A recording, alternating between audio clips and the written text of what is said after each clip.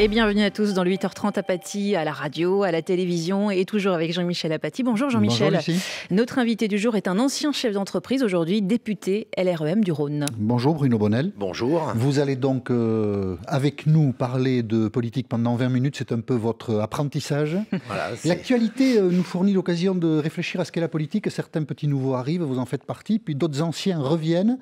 C'est le cas de François Hollande qui a taclé Emmanuel Macron il y a 2 jours et qui a précisé hier son projet professionnel, si je puis dire. Abandonner la politique, pas question, dit François Hollande. On l'écoute sur TV5 Monde. J'avais donc dit que je ne me retirerais pas de la vie politique. Je me suis astreint à une réserve, à une retenue que chacun peut comprendre, mais qui ne m'empêchera pas, à partir d'un certain moment, de dire ce que j'ai à dire sous des formes diverses. Je suis passionnément français et donc je continuerai à m'exprimer. C'est utile que François Hollande continue à s'exprimer dans le débat politique, Bruno Bonnel ? Enfin, je respecte bien évidemment un ancien président de la République, mais enfin moi je trouve qu'il parle de retenue, je parlais d'apnée. Il a retenu son souffle quelques semaines.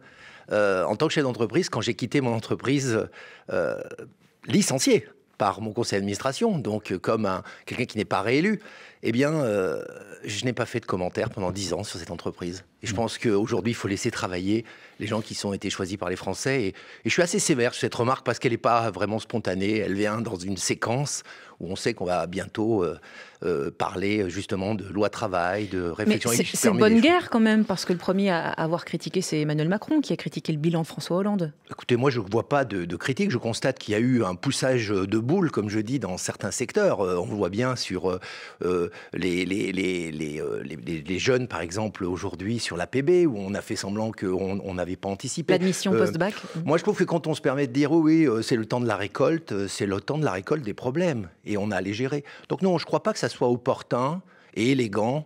Et bon, la politique est-elle élégante, c'est un autre sujet, mais c'est peut-être aussi une des clés du renouvellement politique de la République En Marche, la bienveillance et aussi l'élégance. Le bilan de François Hollande est mauvais.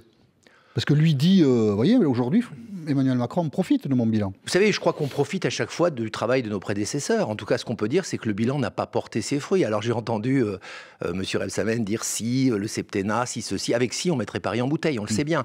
Aujourd'hui, le constat, c'est que on a choisi, les Français ont choisi une autre direction. Et il faut oui, mais aujourd'hui selon construire. l'INSEE, tous les indicateurs sont au vert. Le chômage va continuer sa baisse entamée en 2015. Mais ça, c'est une des facettes. Je pense qu'il y a d'autres soucis. On l'a vu, le problème de la gestion budgétaire globale, de certains comptes qui ont été qualifiés d'insincères. Enfin, je crois que la notion de bilan, d'ailleurs, il n'y a pas eu, comme dans d'autres temps, une espèce de devoir d'inventaire. Aujourd'hui, on travaille avec ce qu'on a.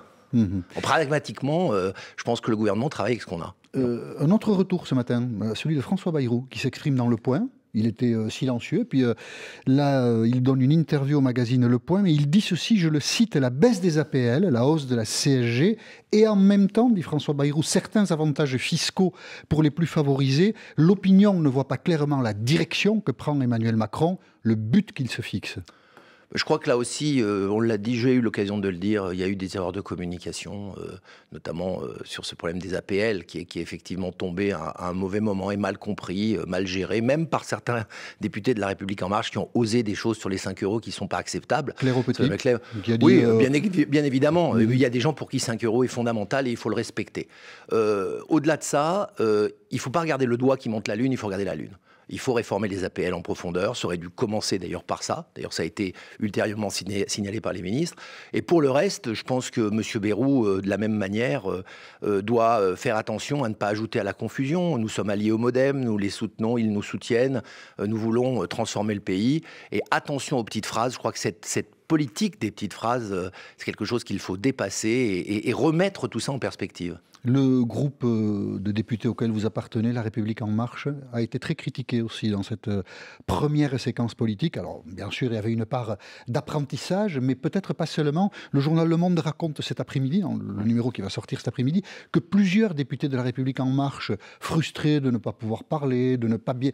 songeaient déjà à démissionner. C'est vrai, vous avez plusieurs de vos collègues qui sont au bord de la dépression, comme ça, Bruno Bonnel ? Oui, bien sûr, dans les couloirs. Ah oui, mais par agacement, à des moments moments de frustration par l'obstruction parlementaire. Vous savez, quand vous avez un groupe de la France Insoumise qui passe son temps à faire des guignolades dans l'hémicycle pour faire durer, entre guillemets, des procédures parlementaires, nous, les hommes de la société civile et les femmes de la société civile qui découvrons ce spectacle, on le trouve un petit peu pitoyable. Il faut être bien clair. Donc des fois, on se regarde, on dit, mais qu'est-ce que je fais là ? Il y a un sentiment comme ça d'être décalé. Mais ce sont les classes. Et nous avons, attendez, il y a 1825 jours sur un quinquennat. Vous avez compté? Mais bien sûr que j'ai compté. On est à peine à 5% et demi, je crois, de ce quinquennat. On ne juge pas Usain Bolt sur le départ de sa course, il les a toujours ratés. Mais donc vous dites quoi à vos collègues qui seraient tentés par... Je dis qu'on n'a pas signé un CDD de 5 ans. Qu'il ne faut pas baisser les bras? Non, on n'a pas signé un CDD de 5 ans. Nous sommes de la culture du contrat, les hommes et les femmes de la société civile. Et là, nous sommes dans l'engagement. On ne se défroque pas d'un engagement vis-à-vis des lecteurs. Donc non, la démission, c'est même pas un sujet. Aujourd'hui, ce qu'il faut faire, c'est il faut s'adapter, il faut comprendre ce mécanisme complexe. Et oui, nous avons fait des classes pendant 2 mois, mais comme je l'ai dit et j'ai l'occasion de le dire, c'est le temps du désordre créatif, c'est-à-dire qu'il va falloir qu'on montre aussi que nos compétences se conjuguent avec ces outils que nous avons appris. Voilà, pas trop de désordre, j'espère, parce que sinon vous aurez quand même du mal. Créatif. Alors, pour en terminer avec ça, parce qu'en deuxième partie, on parlera des projets que porte le gouvernement, mais pour en terminer avec l'organisation politique, le président de votre groupe à l'Assemblée nationale, Richard Ferrand, fait l'objet de critiques. On écoute la députée La République En Marche de l'Eure, Claire Aupetit, qui parle de Richard Ferrand, ça décoiffe. Il a été extrêmement défaillant, mais vraiment pas à la hauteur. Je suis désolé de le dire, mais c'était une catastrophe. Vous partagez son jugement ? Bien sûr que non, bien sûr que non. Et d'ailleurs, je suis content d'avoir l'occasion d'en parler. C'est proprement scandaleux d'utiliser ce type de terme pour quelqu'un qui a géré un groupe de 314 personnes, très diverses, très complexes, qui viennent d'origines différentes, en apprentissage. Je trouve qu'au contraire, Richard Ferrand a fait un travail remarquable de cohésion. Là, je parle en tant que manager professionnel. Je crois que c'est l'exercice le plus difficile que de réunir des hommes et des femmes à éduquer aussi vite. Et nous avons réussi à voter les lois, et nous avons réussi à poser des questions au gouvernement, et nous avons réussi à nous exprimer. Non, moi, je tirerais plutôt un coup de chapeau, et je trouve que Madame Aupetit a des propos que j'espère ont dépassé sa pensée. Donc manager, député ou député manager, c'est comme vous voulez. Vous restez avec nous, Bruno Bonnell. La suite du 8h30 Apathy, après l'info, il est 8h40, Léo Chapuis. Et dans l'actualité, d'abord cette alerte terroriste hier soir aux Pays-Bas. Un concert de rock a été annulé in extremis à Rotterdam à cause d'une menace signalée par la police espagnole. Le quartier autour de la salle de concert a été bouclé et une camionnette remplie de bonbonnes de gaz a été retrouvée. Le conducteur de ce véhicule suspect immatriculé en Espagne a été interpellé. Dans l'actualité aussi, l'Italie qui se recueille 1 an, jour pour jour, après le tremblement de terre qui a fait près de 300 morts dans le centre du pays. Plusieurs commémorations sont prévues aujourd'hui dans la région d'Amatrice, où les habitants déplorent la lenteur de la reconstruction. Et puis on a appris hier soir la mort du réalisateur Alain Berberian. Il avait 63 ans. On lui doit notamment La Cité de la Peur, cette comédie culte tournée avec les nuls. La suite du 8h30 Apathy, nous sommes toujours avec Bruno Bonnell, député LREM du Rhône. Le 1er janvier prochain, la CSG va augmenter pour les actifs et pour les retraités. Alors ça, c'est pas une surprise, Emmanuel C'était dans le Macron programme. L'avait annoncé pendant sa campagne. Mais il avait dit aussi, moi je ne vais pas augmenter la fiscalité. Donc si j'augmente la CSG, en même temps je vais réduire certaines cotisations sociales sur les feuilles de salaire des salariés. Et on a appris hier, alors là, le gouvernement l'a comment dirais-je, annoncé officiellement en quelque sorte, on a appris hier que la diminution des charges sur les feuilles de paye serait étalée dans l'année. Se fera en 2 temps. En 2 temps, ce qui est quand même différent de ce qu'avait annoncé Emmanuel Macron et qui est une petite entourloupe comptable de Bercy. Alors je voulais avoir votre jugement, Bruno Bonnell, là-dessus. Écoutez, je pense qu'il y a 2 phénomènes là-dessus. D'abord, il faut faire face à la réalité. Et je crois que ce qui a été précisé dans le texte, c'est qu'il n'y aurait pas d'impact entre l'augmentation de la CSG pour les salariés et la diminution, puisque vous savez que l'objectif, c'est que le pouvoir d'achat augmente, donc les 2,4% plus 0,75 qui correspondent aux lignes chômage et sécurité, donc maladie, disparaissent de la feuille de paye. Il y a une logique derrière ça. C'est que quand on a inventé le mécanisme de protection du chômage, il était basé sur des cotisations de salariés. On est dans une période de plein emploi. Aujourd'hui, on veut réétaler ça sur l'ensemble des revenus, d'où la CSG de 1,7%. Alors ce décalage, il a quand même, et on l'a précisé, à la fin de l'année 2018, il y aura effectivement cet impact sur les feuilles de paye. Là-dessus, il Mais à la faut fin, gérer. tout n'est pas fait comme ça avait été annoncé. Et donc, il y a une petite astuce qui fait que la fiscalité augmente tout de suite comme ça a été prévu, mais la baisse, elle est moins importante que ce qui avait été annoncé. Donc on ne verra pas le résultat tout de suite. On verra pas d'impact sur les salariés tout de suite. Il y aura des impacts sur les retraités, mais qui seront compensés par d'autres choses, comme par exemple la taxe d'habitation. Et on aura à la fin de l'année un objectif. Alors, on peut effectivement critiquer que ça n'a pas été fait au 1er janvier comme prévu. La date du 1er janvier, d'ailleurs, n'avait jamais été précisée. Ceci dit, je crois que l'objectif qui est d'augmenter le pouvoir d'achat, ça sera 260 € en année pleine pour un SMIC, par exemple, de net, en plus sur la feuille de paye. Je crois que l'objectif sera atteint et ça fait partie de cette reconstruction nécessaire. Il faut aussi parfois donner un petit peu du temps pour que ça s'organise. En tant que député, vous voterez cette mesure et quand elle sera présentée dans le budget. C'est total. Sans hésiter, elle fait partie du programme, elle a été expliquée. D'ailleurs, très honnêtement, sur les marchés, j'ai eu l'occasion à l'occasion de ma campagne d'en parler de nombreuses fois, notamment avec des retraités qui ne la comprenaient pas ou qui ne l'acceptaient pas.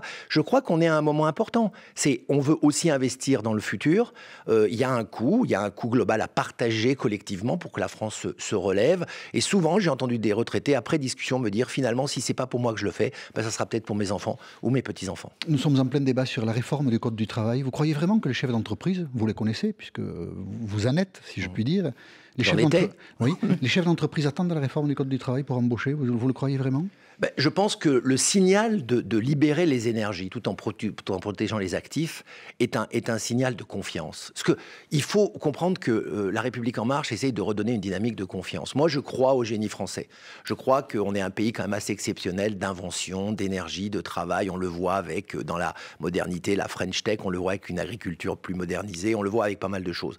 Il y a cet effet de redonner un code qui corresponde à la réalité du travail d'aujourd'hui. Vous savez, on n'en parle pas assez, mais dans ce code du travail, il y a des lignes sur le télétravail, pour que les gens qui sont dans les villes éloignées ou les personnes handicapées puissent se réintégrer dans le travail. Il y a des éléments de dynamique. Oui, mais ça existe dans le code du travail. Qu'est-ce qui, dans la réforme, change de manière significative les choses ? Quelle est la mesure la plus importante qui est susceptible de modifier l'état d'esprit des chefs d'entreprise ? La mesure la plus importante, c'est quand même de ramener un dialogue direct au niveau de l'entreprise. Ça va être décidé ? Bien évidemment. Et ça, c'est une discussion fondamentale. C'est un des pivots de cette réforme. C'est-à-dire qu'il y a la loi qui protège l'intégralité des gens, qui est d'ailleurs en haut de ce qu'on appelle la hiérarchie des normes. Il y a la branche qui va reprendre un certain nombre de choses comme les minimaux de travail, etc., la pénibilité, et puis au niveau de l'entreprise... Casser le monopole syndical. Pardon ? Casser le monopole syndical. Quand un syndicat n'est pas représenté dans une entreprise, le chef d'entreprise peut négocier directement avec les salariés. Mais c'est quand même le minimum des choses. S'il n'y a pas de représentation syndicale, que nous encourageons par ailleurs, je le précise, des syndicats qui soient représentatifs des salariés et apolitiques, eh bien, quand il n'y a pas de représentation, il faut un dialogue direct, qui d'ailleurs, de façon informelle, existe déjà dans de très nombreuses entreprises. Là, nous permettons juste de dire que cet accord d'entreprise aura valeur d'accord profondément. Et d'ailleurs, si un employé n'est pas d'accord avec cet accord majoritaire, il aura la possibilité de s'en extraire par un licenciement simple en disant « moi, je ne veux pas travailler dans ces conditions ». C'est plutôt intéressant de redonner de la responsabilité au dialogue entre l'employeur et l'employé. En période de fort chômage, le licenciement, c'est quand même... Enfin, la démission n'est quand même pas la plus probable. À quel niveau 50 ? Parce que les syndicats, évidemment, sont très hostiles à cette mesure. Et c'est ce qui motive, par exemple, pour Force ouvrière, Jean-Claude Mailly sera notre invité demain matin, c'est ce qui motive leur opposition, c'est l'un des points qui motive leur opposition à cette modification du Code du travail. Alors, les entreprises de moins de 50 salariés pourront négocier son syndicat, moins de 300, il y a un débat là-dessus. La notion de seuil est en discussion, on le verra le 31 août, je suis comme vous, je n'ai pas lu le texte encore, on va le voir. Par contre, ce qui est plus important, c'est que les syndicats aussi doivent faire une révolution. Ils doivent faire leur révolution de dire on veut être plus représentatif. Il ne faut plus se contenter de ce qu'on est. De la même manière que nous, on veut aller plus loin en termes de discussion. Les chefs d'entreprise aussi doivent faire cette révolution de dialogue et pas se cantonner derrière un code du travail en disant je ne peux rien faire, je suis un pauvre malheureux. Je crois que c'est la responsabilité de réouvrir. D'ailleurs, la loi s'appelle le renforcement du dialogue social. On l'appelle la loi travail parce qu'on veut réduire, mais elle a d'autres composantes qui vont arriver dans les mois qui viennent. La formation professionnelle, l'apprentissage, le problème des retraites. Donc je crois que ce renforcement du dialogue social, il est quand même attendu par un grand nombre de chefs d'entreprise. Une des critiques qui est faite au gouvernement dans son action, c'est un gouvernement pour les riches, modification de l'impôt sur la fortune, alors que les contraintes budgétaires sont lourdes, le gouvernement va sacrifier à peu près 2 milliards de recettes. Alors, j'avais plusieurs questions. Est-ce que vous payez, vous, l'impôt sur la fortune? Oui, je l'ai payé. Il y a des années où je ne l'ai pas payé. Il y a des années où je l'ai payé. Et on vous a soupçonné d'optimisation fiscale? Oui, ça c'est le fameux combat électoral de terrain qui est d'ailleurs assez sordide, sur lequel je me suis expliqué en son temps. Vous savez, la loi Duflot, à l'époque, Pinel, c'est une optimisation fiscale, il faut se rappeler. Alors est-ce que tous les gens qui en ont bénéficié pour acquérir leur appartement, il faut les stigmatiser? Je crois que la notion, les notions de gouvernement pour les riches sont quand même à relativiser considérablement, puisque à côté de ça, nous cherchons à renforcer la protection. On veut aller vers plus de travail pour tous. Donc, encore une fois, ne regardons pas la politique juste par certaines facettes, essayons de regarder l'ensemble de la transformation. Vous êtes un bon soldat, hein? Je ne suis pas un bon soldat, je suis un convaincu. Ah oui? J'ai fait 35 ans, j'étais jamais engagé, 35 ans d'entreprise, jamais d'engagement politique. Je pense que Emmanuel Macron a donné une direction de la réalité du monde du 21e siècle. Et on veut faire rentrer cette France dans le 21e siècle. Il faut arrêter de raisonner avec des référentiels du 19e. Alors là-dessus, je ne suis pas non plus je suis un critique, comme plein de gens. Nous avons tout à l'heure parlé de l'APL, des erreurs de communication. Mais la détermination à la transformation est intacte. Et je crois qu'encore une fois, nous ne sommes qu'à 100 jours sur 1825. Il est incompris, Emmanuel Macron, quand on voit sa cote de popularité qui s'est effritée de manière assez significative? Non, je crois qu'il y a une impatience. On a levé beaucoup d'attentes, on avait beaucoup d'espérances. Donc là, il y a une impatience à l'exécution. Il faut donner du temps au temps. Les gens savent qu'il y a un temps de la décision, puis il y a un temps de l'action. On est en plein dans le temps de l'action. Donc forcément, il y a des moments qui vont être un peu plus dans la tension. Dans le temps de l'action, avec un Premier ministre qui est peut-être un peu évanescent, pas très présent dans le paysage? Non, avec un Premier ministre qui fait super bien son job et un gouvernement qui dialogue bien. Tout le monde est formidable. Non, et on en a besoin que tout le monde travaille dans le même sens, en tout cas. Bon, merci Bruno Bonnell d'avoir accepté l'invitation de France Info. Député LREM du Rhône, 8h30 à Paty, c'est terminé. On se retrouve demain donc avec Jean-Claude Mailly de Force Ouvrière, Jean-Michel Apathy.